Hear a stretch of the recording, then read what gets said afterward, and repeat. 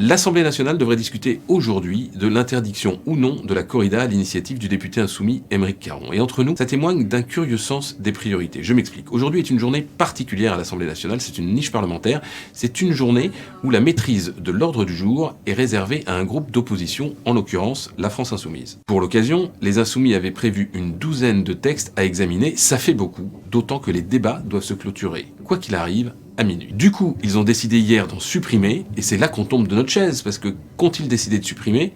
Leur proposition phare d'augmenter le SMIC à 1 600 €. Alors les Insoumis expliquent que ce n'est pas de leur faute, mais de celle des autres groupes qui ont fait de l'obstruction en déposant des centaines d'amendements. Ils expliquent aussi que cette proposition sur le SMIC à 1 600 € n'avait aucune chance de passer. Ils expliquent enfin que cette suppression leur permet de faire remonter dans l'ordre du jour d'autres propositions de loi auxquelles ils tiennent particulièrement, comme l'inscription du droit à l'IVG dans la Constitution, et donc l'interdiction de la corrida. Et là on se dit, mais est-ce que ce monde est sérieux ? Ça fait des mois que les Insoumis nous disent que leur priorité, c'est le pouvoir d'achat. Ça fait des mois qu'ils tapent sur l'exécutif, sans doute à raison, parce que celui-ci se refuse à augmenter les salaires.